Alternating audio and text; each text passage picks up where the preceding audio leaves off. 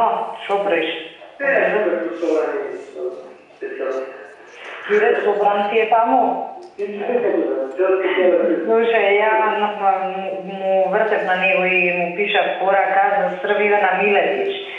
Само им ветивме 75.000, ама Кире некако не се разбрал со снайпера. Времево си поминува, ако можеш да го подсетиш, што ти Драги чека да ги однесе. Ока, фала ти. На пријатели. Не се заврши, И па не се заврши, ти си му дал за другите што беа, за шиптарите. Снайпер му вика на Драги дека не си му дал. Ајде, чао.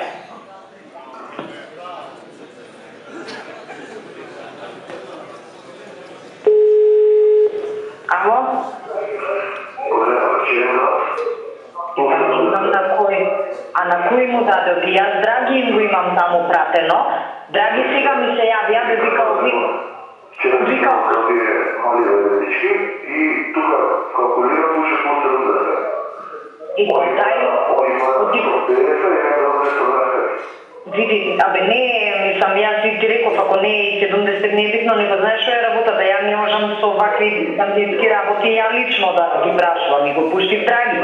И се овие него му вртат цело време, пошто глупо е министр за внатрешни, да им речам, брат, колку треба.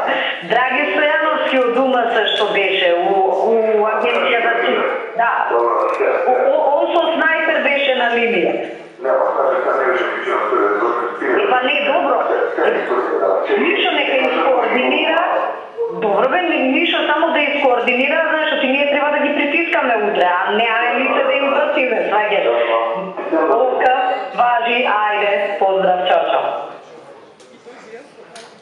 Петиот разговор помеѓу Гордана Јанкуловска и вице-премиерот во владата Владимир Пешевски. Ќе слушнете како Јанкуловска и Пешевски договараат како да се спречат возилата што ги користи СДСМ, да ги запре полицијата и да ги прати на пореден технички преглед. Во овој разговор Јанкуловска признала дека Министерството за внатрешни работи одработува за ВМРО ДПМН и потврдува дека целиот врв на МВР со денови во Куманово. Слушнете. Овој паташ се направи список, он има список на сите возила што ги користеле СДСМ прво на гласање што носи монтаж. Да, те слушам. Ете, да утре идам и наши колеги да да го пуштат тој што тоа возило, да се отиде да гласа што он него фамилија, на кузе со пола. После тоа да го сопре со редена полиција и да го прати на воден на технички преглед. И на нека се направи, пошто никој кога се кај 49 години. Ке се направи така, тоа отворно иде, ама ти го спојаме процесот на гласа. Види, тоа може да се направи, ама тоа е вака грубо интервенирање во изборниот процес. Не. Како ние колку го ангажираме? Не, ама ти го даваш да си гласа. Тој што е собственик на возилото. Не бе, те разбирам што е, ама хаос ке се направи, знаеш. Не е проблем, мислам, тоа не е некоја голема работа. Ние имаме други методи, многу поефикасни, ама окей, не е проблем тоа да се направи. Малку да ги забавиме. Да, оти...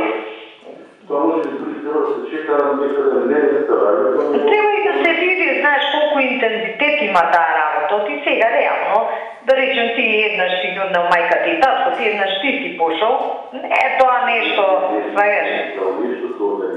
Да, ко ние, ко Кимови што ги организираме, знам. Да. Само треба да видиме интензитетот, значи некој да речеме 2-3 пати ако отиде, може да го исконтролираат. Не само одеднаш, ме разбираш? Како да пише, не што да кажи, ја ќе началник да ги удам. Да. Нека му го даде, ја ќе се чујам со началникот. Да, искам работа, Sad ne znam, kaj drugi se može zadačeva sa okolje. Видите, у секоја општина се прави тоа. Не, мислам, знаеш, ние го правиме многу поорганизирано од комуњарите. Ние го правиме што повеќе. Да. Oni se imalo tako, ja ih znam što mi izjavaju našu ljudi. I vi ste tako ponavljati na načalju, ste isto od nedelika toliko da je bilo se nešto. Не треба, бе, Владо, ние толку сме вака, мислам, системски организирани. Ја вака сега некој кога што му е близо, да не рече и него ферматово, и да не се чувствува фрустриран. Иначе, се е организирано до танчина, знаеш како, до влакно е организирано. Ама сега да не добие човеков чувство, ја бе, овој мојот го тргаат на страна, кој игра, знаеш? Иначе, еве сега, за оваа другава работа, началникот што ми е најглавен на цела Македонија на организиран, може и веќе му се јавил на Зора, ако му кренал телефон.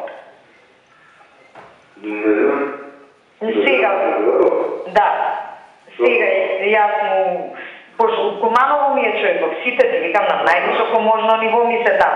Значи, цел врв на МВР е у Куманово, овие 3 дена. Последниот